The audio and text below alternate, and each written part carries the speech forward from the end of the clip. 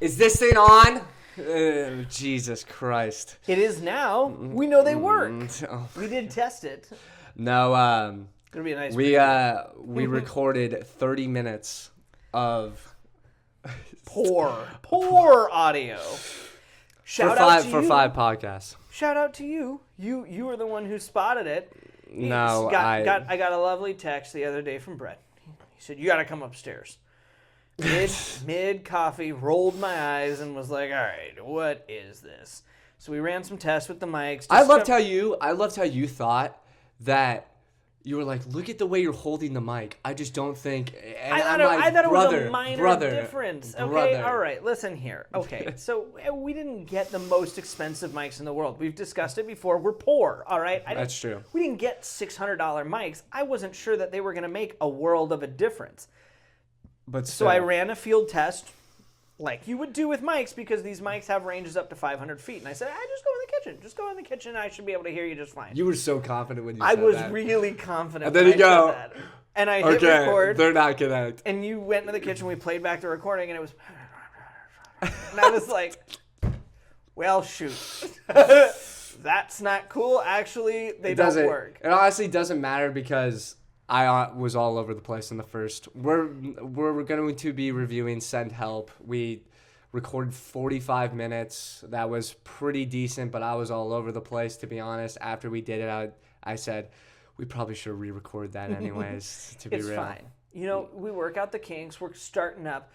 This is season 2, but we're just getting started, really. I mean, rough start to season 2, to be honest. But hey, The Office season 1 wasn't. We're like, Mac, dude, come on to the pod. We got some new mics. This is great. The Office season 1 wasn't good. The first 3 episodes of Office season 2 wasn't good. It was the back half of season 2 that ended up being good, and season 3 was great. We just have to be great by season 3, all right? So we have goals. These are good goals to get to. Oh my God, dude. We're well on our way to productivity. Deal with this. Besides, okay, we're not funded. That's true. We're good. We don't make any money. All right. We don't make any money at all. No money whatsoever. So here's to making no money. Send Help. The best thing about this movie, hands down, is Rachel McAdams. It's true. Easy. She's definitely one of my top 5 actresses of all time. I literally love everything that she's in. But Notebook, About Time, and then you just go on a wide range of everything that she's done. I believe she's a top 5 actress of all time. She 100% is. About Time and The Notebook are some of her most well-known movies, but she's been in practically every other genre. She's hit superhero, she's hit mystery, she's hit romance, and now she's hitting thriller horror. I mean, she's proven she's capable of hopping around every genre that she wants to. She's not limited. And when they initially announced her casting, I know she had the connection with Sam Raimi, the director. I don't even remember that she was in kind of like horror genre stuff like before. And I'm not giving Multiverse of Madness it wasn't a horror movie. Tag. It's not. That I genuinely, we've talked about it like 3 times now, but that pissed me off that they said, "Oh, it's going to be a horror film." And it wasn't. There was one jump scare. No, it wasn't. And it was similar to the jump scare in this movie, which we'll discuss. But it wasn't horror. So I'm not giving her the horror credit for that one. I will give her more of a horror credit for this one, but not a complete horror credit. Because you said it in one of our other records pretty well. In our 3rd time, dude. Is that? It's more of a thriller. Yeah. It is. It really is. But I'll give it horror because there's a zombie. We'll discuss him later, too, for other reasons. But she's proven she's capable of being in anything. And one of the favorite stories that I've ever heard actually came from Margot Robbie, who was in About Time with her, when she was a much... You always forget that Margot Robbie's in that movie. She was young, and she wasn't a well-known actress. She's in, like, the first 20 minutes. I go, what the... Every time. And I love that movie. It's one of my all-time favorites.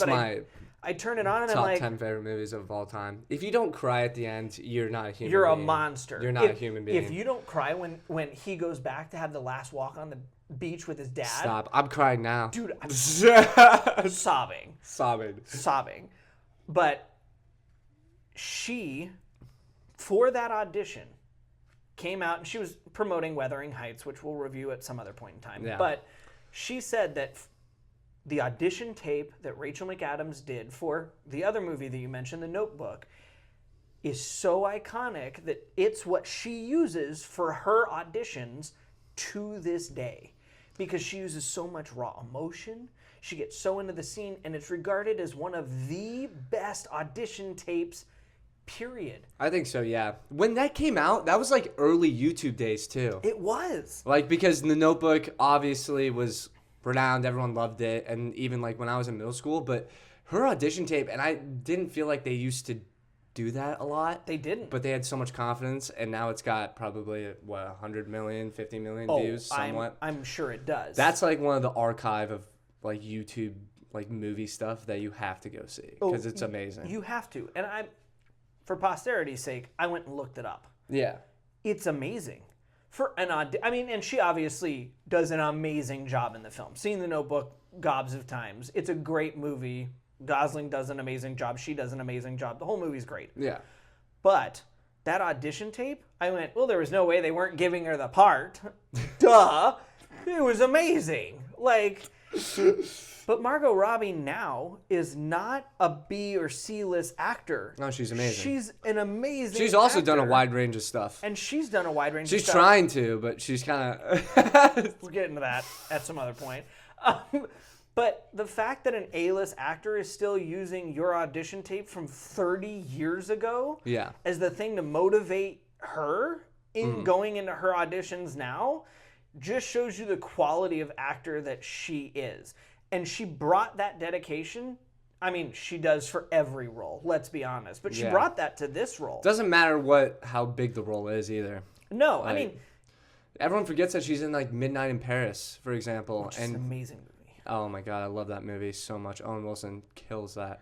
But it doesn't matter if it's a side role, a main role, and also she just racks up money apparently for every single project she's in. I mean, she's been in so much stuff.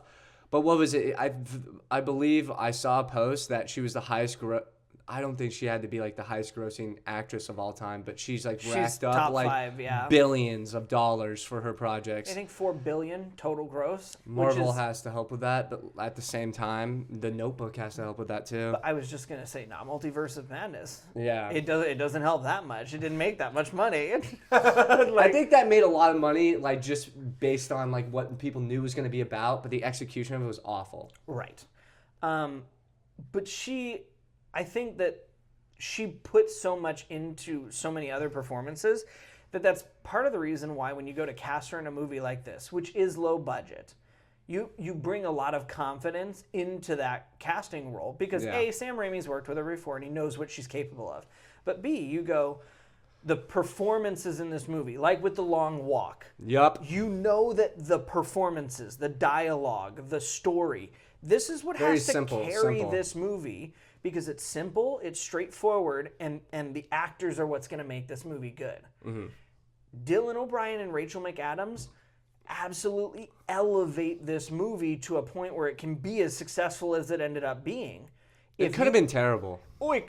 We talked about this with Regretting You, and eventually I'm gonna stop bringing it up. I'm not. It's the difference between a bad movie, a good movie, or a great movie. If the mom's played by Rachel McAdams, Regretting You oh my God, maybe Oscar worthy. Like, I mean, come on. Fuck. That's such a good That's movie. A miss. It's a huge miss. It's actually making me kind of angry. I gotta have to sidestep that for a minute. I didn't even think about that. If she would have played the mom. If she would have played the mom, dude, I'm done. With not the to say hair, that whoever played the mom, I can't think of her name off the top of my head, but not to say that she had a terrible performance. She had an awful performance, but she was kind of funny in some moments, but she was all right. But if Rachel McAdams plays that character, would have been. That movie's off. Honestly, would have probably made more sense. She's blonde. Daughter's blonde. Would have made a lot more sense. Anyway, we're not gonna get too into that. She did a great job. And Rachel McAdams' character in this film is so complex because she starts out as the outcast of the office. She starts out as somebody who's very neurotic, gets a lot of work done, but kind of gets on everybody's nerves and is working harder than anybody else in the building. She's just very cringy. She's very cringy. You know, a person that's been there for 10 years, but then she has no friends for some reason. And it's just those moments in the office, and I'm like, oh my God. I'm literally sitting there in the theater, like, please, can we just get to the island? I'm like, oh, she's got food stuck in her mouth. I'm like, God damn it. I almost related with Dill O'Brien in that scene where the food was stuck in her mouth. I said, what is going on? And then you've got Dylan O'Brien, whose character's cringe for a completely different reason. He's just the atypical, crappy, doesn't work hard, college, Lucky. silver Son of the spoon CEO. bro. And it's just, you've got two cringy characters, but Rachel McAdams' character is the work hard survival, so you kind of root for her a little. She's getting made fun of a lot. And then you get to the island, and everything starts to go a little nuts. The plane crash sequence, like, let's talk about that. Oh, that was amazing. For a movie that did not spend a lot of money on its budget because it was so simple, like you said. Like, and I do believe this is a perfect streaming movie for any time you got. For a group of friends to, like, watch it together, because, I mean, by the end of this movie, you're like, what is going to happen? But the plane crash sequence was so brutal. I was not expecting that at all. Insane. I mean, when Dylan O'Brien's friend, he's like a little frat boy friend, and plays golf with him all the time. Yeah, and he's asking Rachel McAdams' character, he's like, please save me. And then she just stabs him in the hand. Well, he was hanging off the side of the plane. Like, by what? his necktie. Oh my God. That was brutal. And he was like, dude, give me your seat. I'm more important than you. And Rachel McAdams was like, no. Freaking stabs him in the hand with a fork. His necktie gets stuck. What a dumb thing to say, by the way. And I think that just, they did I such want a you good to job save with me, it. but screw you at the same time. Right. Unbuckle your seatbelt, launch yourself from this plane, and die so I can sit in your seat as the plane goes under. Yeah. What are you talking? But it feeds so well into the character dynamic and the dialogue in this movie, which they did so well.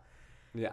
And then they're on the island. She's building a shelter. Dylan O'Brien's character washes up on shore. He's injured. She starts to take care of him. And it all starts out kind of innocent at the beginning. There is some like moments though where she does find Dylan O'Brien's character on the side, like washed up on the beach, but then you see in her eyes. Oh yeah, that little twinkle. Oh, she's capable of like doing something, and then, but I just completely forgot about it. Oh because no, I zone out whenever you introduce me to like and I think about the first time I see the character. And then as everything just starts to unravel, then I'm like always shocked. Right, because I'm the most gullible person like watching a movie ever. Yes, you are. Because I hate watching movies with people and they just are able to guess. Like I like show my friends, I'm like, this is a great movie. You're not going to be able to guess it. And then my dad or whatever is just like, yeah, it's the grandma, isn't it, or something like that. And I go, God damn it. So I didn't realize till 2.5 hours into the movie. So basically you didn't know that Bruce Willis was dead the whole time. No. Anyway, they're building shelters. They're doing all this stuff. Tension starts to rise. There's lots of really great interactions, but this is where O'Brien and McAdams really shine. The chemistry between them is really good. Their acting ability really takes them places, and the character stories is really great because Dylan O'Brien grew up with an abusive mom, a dad who passed away early, and Rachel McAdams effectively killed her husband, who was abusive and a That was drunk. like middle way of the movie when they're like getting to know each other. Getting to know each other, which leads me to maybe the most brutal, horrifying scene of the whole movie, which was shown in the trailer, but they did such a good job because they revealed nothing. Yeah. Dylan O'Brien offers to make dinner for Rachel McAdams. He slips a little poison berry which into they the food, which they she had like set up introduced before, and set up before. They do a really good job of set up and payoff. There's a little bit of lulls in this like movie where it's like, okay, do we really need to see this? But the payoff for a lot of the moments of them is there. good. And so it makes up for some of the lulls. Not all of them we needed, but a lot of them had decent payoffs. Me being gullible too, I didn't even realize that was the berries. Like, and I was like, God I figured damn that it. might be something that you. But at the same time, when she started to like hallucinate and everything, I go, oh my God. But then when he grabs the raft, I go, what an idiot. Also, the raft he built was Awful. It's terrible. Like I had no belief, but then I was like, okay, this is gonna be great when like he gets washed up, Right. which leads to the probably most intense scene of the whole entire movie. Standout performances from both of them. See, we gotta stop doing these like thriller, like people are psychopaths now. Oh, they are. With like movies. Oh, they are. Because this scene was like horrendous. I told you I almost walked out in 28 Years Later Bone Temple. That is true. Yeah, This scene, I was nauseous in my seat. I was terrified. She gives him some jellyfish to help him recover from crashing on the beach. And all of a sudden, he can't move. Yeah. And she goes, yeah, you're paralyzed. You're not going to be able to feel anything or move anything. Takes out the carving knife that she has that magically washed up on the beach. We'll get to that later. Gullible. Didn't even think. I actually thought it washed up on the beach. Yeah, well, we'll talk about that. De-pantses him, and then you just get a frame shot of his shoulders and his face. And as tears start streaming down his face, all you hear is just splooshing and guttural blood and things like that. And you see blood splat up on his face as she's threatening to castrate him. I thought she actually did. And I thought she did. And she holds up a mouse and goes, it was a mouse this time. Next time it won't be. And this for me was a defining moment for Rachel McAdams' character. Yes. I was just about to say. I always thought she was like kind of capable of doing some nasty stuff. This was no. The full twist. This is full. She'll do whatever. She's a freaking psychopath. Yeah, dude. And then that's when I started to be like, I don't know who I want to win anymore. I started shifting to like Dylan O'Brien. Dylan O'Brien's character. I'm like, I kind of want him to live because although he was an asshole, at least he's not a raging psychopath. And even when she sees the bow and she goes, not yet. Even then, I'm like, God damn, that's a horrible thing to do. But like, you're stuck on an island, and like, part of the reason that she it's kept such a great doing twist, not though. yet for going to get help and doing all this other stuff, which you don't know as the movie's going on, is because she has a crush on Dylan O'Brien. Yeah, they get drunk together and right. And I'm going like, it makes me like your character less because you're basically holding this guy hostage here on the island, hoping that he'll fall in love with you. He's engaged. yeah. Like, so they do so much good work in every little moment to build the depth of story, depth of character, depth of everything. And then, because you didn't do it in the first 5 minutes, I'll let you get the big twist in now. Because it was huge. Yeah, so, I mean, that's the thing I wanted to talk about, too. The build-up to this whole entire film is, like, there's kind of some lulls where they're showing us around the island. Then there's a little moment where they show the boat. And then when the big twist happens and she basically turns into a psychopath, and then Dylan O'Brien is running through the forest and then stumbles upon a mansion, I am in a quiet theater and I go, what the hell? Because I didn't think it was going to go down like that. I mean, even through the trailer, you just think this is going to be a stereotypical survival. They're going to have a battle with each other. Nothing there. And they even had they even fought each other after that because the mental side of her, after the wife, which I think was like kind of the most ridiculous thing, that his Dylan O'Brien's wife shows up. We'll go back to yeah. But like, you don't really need to like talk about that because then it just we already knew she was a psychopath. She ends up killing 2 more people. It's like whatever. But right. When the mansion is revealed, I just go, what the hell in the theater? But then everything, gets unraveled. The way they told that and that reveal was really good. Just by the flashbacks and everything, her finding it initially, and then the knife, how she got the alcohol, all that stuff. And it's a great twist to where it's not necessarily believable, but it's like, okay, that's something new. You know, it's Right. something different. It's rather something- than them just like killing each other and then finding a helicopter and then it like completely being like a stereotypical survival movie. Right. This is where your gullibleness Yeah. and I mean, mine differ. So backtracking that was like the before first the question. twist. That was the first question I asked you. I said, "Bro, did you know it was gonna be a mansion?" And you go, "I don't know. I mean, kitchen knives don't just wash up on islands." And So this is so like let's say like 45 minutes into the movie, because it takes him 30 minutes to get to the island. She comes to shore with a knife, and it's not like, oh, boat survival knife. This it's is a clean like knife. it's a clean knife. It's She's a, also making like sushi, and a I don't know kitchen why knife that and- didn't click for me. she's making sushi. She's got exotic fruits, and they're all like nice, thinly sliced, and like she's got all kinds of stuff. Dylan O'Brien just eating it up. He's like, As soon as she brought that knife to shore, and as soon as she saw that boat, I went, somebody lives there.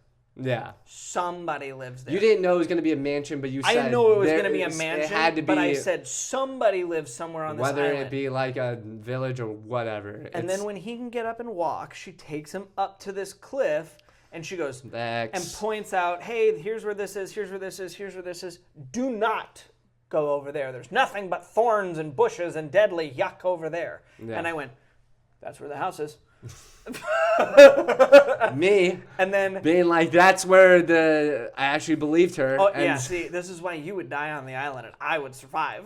but oh you know, my God. she kills the fiance of Dylan O'Brien and the boat guy that she came with on Yeah. that same cliff, and he starts running towards that, and in my mind I'm going, cool, this is where he escapes. And then it's this huge mansion, and I went, okay, that's worse than I thought it was going to be. Yeah. I knew somebody lived there, but we're talking about luxury. I mean, It was a wolf. Yeah, it was. I was gonna say Wolf of Wall Street. It was just some Wall Street guy. It's that a ended Wall up buying- Street guy. But I mean, it was this huge thing, like just luxurious. I wouldn't be surprised if it turned out the guy had a boat just sitting in the harbor right I think there. that's like, where people will probably have a problem with that. Even though the movie was like reviewed, I could see someone you're like watching this one and be like, "Oh my God, that's such a stupid thing. You're telling me a mansion is on there?" I'm like, "Well, I mean, But people buy they actually private, exist. like I mean, islands all the time. I exactly. mean, It's they- not like out of the realm of possibility, well, but it's really not. I mean, gobs of actors own islands. Yeah. I mean, anyway. either way, That whole scene, like you were talking about, was done really great. She's figured out the security cameras. She's taken all the knives out. She's done everything else, and it's this cat and mouse game for the final showdown, which is just his crazy faced off with her crazy for the ultimate scene. and this is why I think this is one of the more underrated movies of the year. I mean, we're only like 2 months into the year. I get that, but we're definitely gonna look back on this movie and be like, "Wow, that was a great mid-budget, like underrated movie that we probably all should have saw in theaters." Because when you're watching in theaters, it's a lot of like stereotypical, like, you know, simple cinematography stuff, like using a shadow or using a blind spot, but you just don't know what's gonna happen because you're introduced to the characters have changed so much from the beginning of the movie completely. to the end. You do not know what the hell is going to happen, and I'm like sitting there, I'm going, I don't know who I want to root for or like win in this scenario, and I don't know what's gonna happen, but I'm just gonna enjoy it. I found myself going, I kind of hope they both die. Yeah, Maybe? I was like, maybe that could be a possible range. That's what that kind of crossed my mind. I thought like there would be like a gas leak or something, and then they would just a gas blow leak, up. or like she shoots him as he stabs her, and they both just end up like dead in the mansion. And I was like, I might be okay with that. Honestly, We literally like, just described the ending of The Roses. still a good movie. It's Still a great very- movie, yeah. but I was like, what the hell? Oh, I yeah. did not expect that. But yeah, I mean, that ending sequence, you're left with just this, I don't know what the hell is going to happen, but let's see what happens. And then all of the buildup of their relationship, how they felt about each other, it all just came out in the final scene when when Rachel McAdams has a shotgun, by the way. When she walked out with the shotgun, I just go, okay, this is... Well, and then Dylan everything O'Brien is grabs coming the horn off of like this big bronze bowl after just he in this room. Like, after he confesses his love to her and everything, which was really just believable, by the way. And He was was so good in this, man. Right. We talked about Rachel McAdams for a while. Because when he's getting tortured and just like having the emotionalist cry and the tears come down his face is without unreal. being able to move too, to be able to display that emotion with just your eyes. You can't move your face. You can't do anything else. Every bit of acting is coming from just here. Great job. You as the Phenomenal. viewer, you as the viewer are just watching him, and you are just you're almost feeling his pain because he's acting so well. Oh yeah. And I mean, he's gonna get plenty of roles like after this. I know he was in Maze Runner and stuff, but he wasn't. That was probably the biggest thing that he's been in when he was in Maze Runner. Yeah. And that's like that's what people probably remember him the most for. they The do. kid from Maze Runner. That's right. what. But I think because he was in Saturday Night too, like the movie about Saturday Night Live and stuff, and he was good in that as well, just like portraying somebody from back then. But no, I mean overall his performance was crazy because then by the end his monologue on like I love you, like it's so good. I'm like, please don't kill him. But then but he's gonna die. God damn. And then grabs the horn, stabs her, and I'm like, oh, well, she overextended herself. She's going to die. But then clicks it. No bullet comes out. Then she freaking grabs a golf club. Boom. And it's the greatest. It's such a good editing. It might be my favorite transition of the year. Yeah, for a person that loves like editing and stuff and cinematography, I mean, some of the movies I love that are basically just either just well shot or just, very creative movies. That was an unbelievable transition. Oh, yeah. She takes a swing, eyeball, then golf club right into the fairway. It was clean. It was so good. I just go, oh my God, in the middle of the theater. I wish I would have been watching it with you because you would have saw me like freak out and be like, it's a great transition. I'm the type of person that just in the middle of watching a movie goes, yeah, it's a great edit. Yes. It is the one thing I miss about us not having the same off days anymore is hearing the Brett commentary through movies and just having to go, be oh like, my God, fucking stop. Like, right, because like there's 100% times when I've 90% of the movies are horror movies now, so it's like, oh my gosh, it's ridiculous. It's really funny because there's ones coming up. I was talking with James the other day. And Psycho Killer, is that the one you're talking about? Yeah. And I can't. Oh, I do. I can't. I saw the first scene. They came out with the first. I just can't. Don't worry. But I have to. Yep. Why, dude? Why? That's like a sadistic movie. There's got to be something wrong with you. It is. Was there a book based on that? I have no idea, and I don't want to read it. That's the first book you'll hear me say I don't want to read it.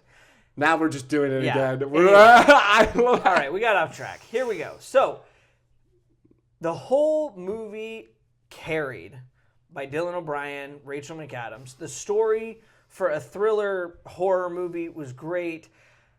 The two biggest complaints that I have are a couple of the lulls that we really didn't need because they didn't do a ton of setup for anything down the line.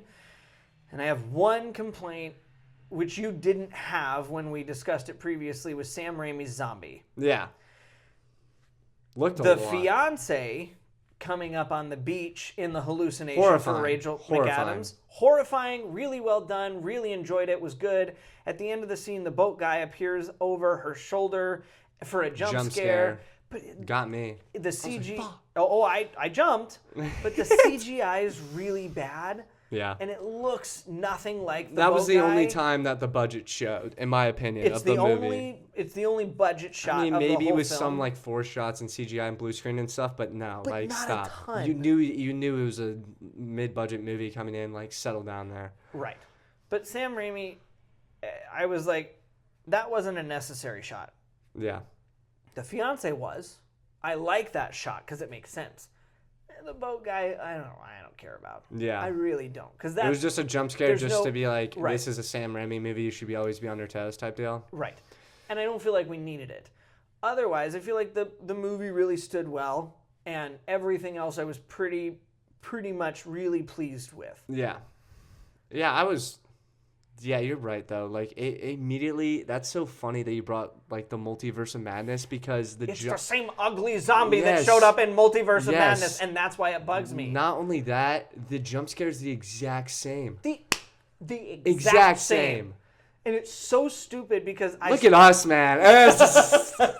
I immediately thought, and the funniest part is me not doing any research. I didn't even realize when the first time we did this, it was a Sam Raimi movie. I go, wait, what? It was a Sam Raimi movie? It has big bolded letters, Sam Raimi. I'm just over here like, da-da-da-da-da. Like, I wonder who directed. Oh, look. You know how many times that's going to happen probably, like, throughout the year? I'm like, was that Denis Villeneuve that made Dune? Like, it's... No, because as much as you talk about Dune, if there's something you don't know about Dune, I'm going to sit here looking directly in the camera, giving you a hard time. Well, you're going to read the book, and then you're going to be like, how'd you not know that, you idiot? But at the same time... No, I won't do book trivia with you, because I know you're not going to read the book. You're focused on the Odyssey and others, so we'll be fine. Exactly. Let me read at my own pace. I can't do this with you. All right. But yeah, overall... Besides that little jump scare that kind of like showed the budget of the movie, because it was so bad. It was really bad CGI. And like, it was a good jump scare. It was. But the CGI takes you out of the jump scare immediately. You just go, what the hell is that? Well, right. It's kind of like being on a ride at Orlando Studios where you're like, oh, that startled me a little, but like you're clearly not like. It freaked me out, but then I go, what the? We weren't getting that the whole entire movie. It was like a thriller and intense. Well, and I would rather just have it more intense. Right, and the like tension her grab between the characters was way better. Yeah, because the wife actually, even though she's introduced for like 5 seconds, having her go up to Rachel McAdams' character and just like grab onto her would have been way better. Well, right. Why did you kill me? Why did you kill me? And then having her like lunge and grab. Oh, that would have been. I would have jumped still. Yeah, and that would have been perfect. And then the demise of her character would have probably made a little bit more sense. Yeah. No, it made perfect sense. It wasn't too detrimental to that. No, but I didn't care for the shot. And yeah. I'm critical of Sam Raimi because Multiverse of Madness was bad. I'm sorry, sir, but like. Yeah, you took the biggest twist of the whole entire Marvel Comics universe, and like, you made it a one-off terrible movie that killed Scarlet Witch after she'd found peace and made her into a villain. She wasn't a villain. Anyway, I'm not gonna get. I don't think she's dead. No, they keep talking about bringing her back. Unimportant. Sam Raimi did a good job with this film. 8-9 is what I'm going to give it. I'm going to give it a 9 too. I think those are, I mean, really, we've talked about it before. The mid-budget films are coming back. Yeah, no. The mid-budget films are coming back. And I think it's the, like, for major studios... Warner Bros. I don't think will be in that category because they have to get the DCU like up and running, so they're going to be spending a lot of money. But for like Paramount Studios, for Disney especially, I mean they're going to be in the Marvel. They're going to be in the Marvel sweepstakes, but I mean when you were talking about, you know, the Regretting Yous, there's even another one. What is it? Without You, I believe it's called. That's coming out. I think it's Without You. Yeah, it's the same author. Yeah, Colleen Hoover. You know, this movie, Send Help. The Housemaid. The Housemaid. The Housemaid was like $50 million. It was like on one... They went to New York one time, and it was like one little scene, probably in a restaurant. They probably spent like $1 million to like rent out the place. Right. But Iron Lung, which the review's coming for soon. Yes. Like, now, obviously, that is a famous person that, you know, like he was like, he had a following, but still, he self-funded the whole entire thing. He made it happen. Self-funded it, and it's also a niche following. Yeah. Like, we're talking... It's horror. Right. Like, it's crazy horror. It's horror streaming. Yeah. I realize that's a very picked niche up thing. a lot of You'll get steam millions in recent of views, years, but like... It's not this huge thing, and he made so much money. $31 million. I mean, it's great. He. Some people didn't like the movie, obviously, but like still, the fact that you're able to. If you spent $3 million and you made 10 times your budget in profit. If you make a 6 out of 10 movie, imagine if you get the support, you'll be able to make a 10 out of 10 movie. Well, and they left the movie on such a good cliffhanger. You have sequels open. The door is open for you to go back and make more. And you now have $30 million worth of budget to do it. Yeah. Imagine what you could do if you took half of that and you said, hey, we spent 3, now we can spend 15. I mean, and it was like such a great experience for him. And then Regretting You, I mean, people love that movie a lot, so... Right, and now Colleen Hoover's making another film. Housemaid had a low budget, they did well, and they're making a sequel. Book adaptations. This starting to get back. Right, mid-budget movies, book adaptations, things that do well without having to take a $250 million chance. This is the kind of stuff I like to see. And by the way, their budget was low, and they got Dylan O'Brien and Rachel McAdams. Yeah. This is not low-budget actors. Rachel McAdams, like we talked about, might be one of the best actors of this generation. And Dylan... All time, man. All right. The Notebook itself. The Notebook, indeed. Dylan O'Brien's a really good up-and-coming actor, too. Like, neither of them are bad actors. Yeah. They're both really great actors. McKenna Grace was in Regretting You. She's in so much now. Mason Thames is in so much. A small budget film. And if you're going to do the big budget stuff and you want to, make everything else look amazing, the cinematography, the CGI, all that stuff, but go and get people that want to prove themselves, like David Cornsweet, for example, as Superman. Nobody even really knew about him. Heck no. I did not know a single thing about him. I remember you saying you had to look him up. Before Superman. And they gave him $750K, and they're like, listen to me, this is a role of a lifetime. If you prove yourself, you're going to get more money down the line. Same with Tom Holland. Everybody said, oh, what the heck? Well, we got this guy? Billy Elliot kid. Like, oh my God, blah, blah, blah. Probably had the most splash performance you could have as the return of Spider-Man. Are you kidding me how much pressure that was? And he knocked it out of the park. And some people say, like this guy, he's the best Spider-Man to ever do it.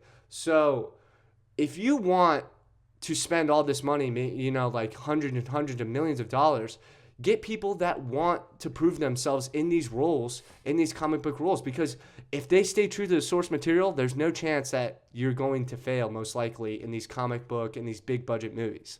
And if you have these mid-budget movies, heck, get one set studio, get a mansion, get an island, get something, make it very simple, but focus on the writing and some of the cinematography, but let the actors carry the role. Another great example, because you're mentioning simple locations, 28 years later.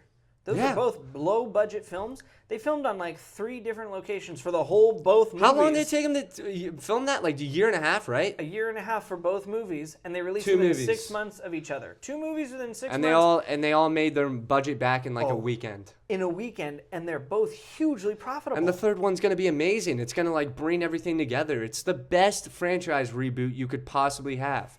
I mean, it's not that hard of a concept. And like one movie or like franchise that I think that it's going to be like interesting to see what they do is X-Men. Like X-Men, for example. Like Marvel is literally saying like we're not going to go for A-list actors, like which is like why like Doomsday they're bringing everyone back, probably just to kill them off. Like who knows? But I mean, I hope they do it the right way, But let's see what happens there. But overall, I mean, with the X-Men reboot and Thunderbolts, the producer and director of Thunderbolts is going to be doing the X-Men. And when we watched Thunderbolts, we said, okay, it like feels like an X-Men type of deal with like the relationship of the characters and stuff.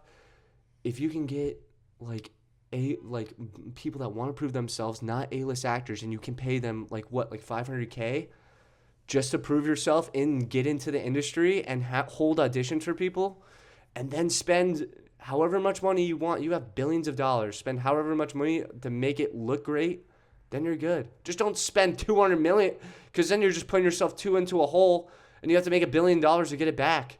Yeah. But overall, mid-budget movies, man, they're the way to go. Mid-budget movies I kind of went great. on a rant there, but like still. It's a good rant because it emphasizes the point that this movie makes. I mean, the trailer had us hooked. Exactly. We saw the trailer for this, and it had us hooked, and it didn't spoil anything. No. Going into this movie, just nothing gave us in the that concept. Trailer spoiled any big moment from this movie. It was great.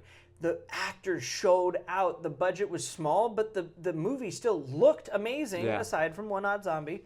And the plot twists, the characters, development, everything worked really well and benefited each other.